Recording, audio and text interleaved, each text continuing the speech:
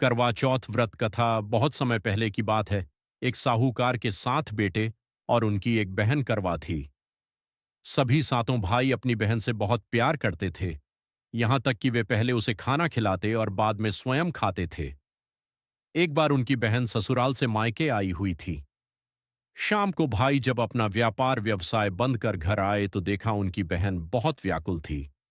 सभी भाई खाना खाने बैठे और अपनी बहन से भी खाने का आग्रह करने लगे, लेकिन बहन ने बताया कि उसका आज करवा चौथ का निर्जल व्रत है और वह खाना सिर्फ चंद्रमा को देखकर उसे अर्घ्य देकर ही खा सकती है।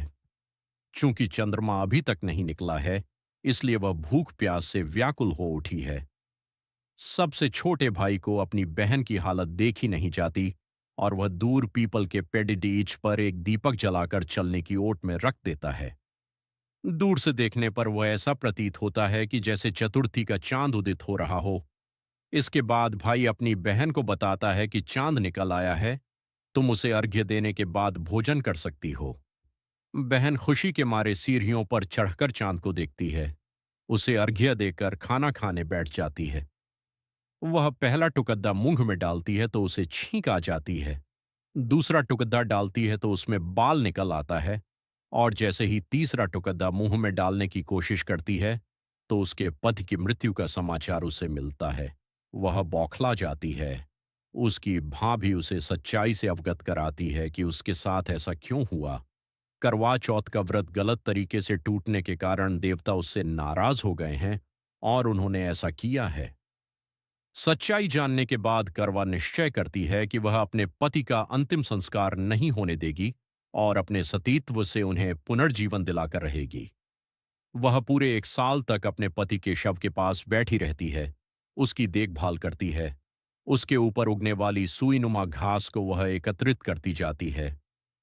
1 साल बाद फिर करवा चौथ का दिन आता है। उसकी सभी भाभियां करवा चौथ का व्रत रखती हैं।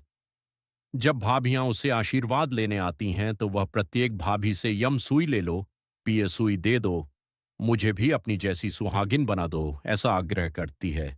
लेकिन हर बार भाभी उसे अगली भाभी से आग्रह करने का कह चली जाती है। इस प्रकार जब छठे नंबर की भाभी आती है तो करवा उससे भी यही बात दोहराती है। यह भाभी उसे बताती है कि चूंकि सबसे छोटे भाई की वजह से उसका व्रत टूटा था, अतः उसकी पत्नी में ही शक्ति है कि वह तुम्हारे पति को दोबारा जीवित कर सकती है। इसलिए जब वह आए तो तुम उसे पकड़ डी लेना और जब तक वह तुम्हारे पति को जिंदा न कर दे, उसे नहीं छोड़ देना। ऐसा कहकर वह चली जाती है। सबसे अंत में छोटी भाभी आती है। करवा उनसे भी सुहागिन बनने का आग्रह करती है, लेकिन वह टाल मटोली करने लगती है। इसे देख करवा उन्हें जोर से पकड़ियच लेती है और अपने सुहाग को जिंदा करने के लिए कहती है।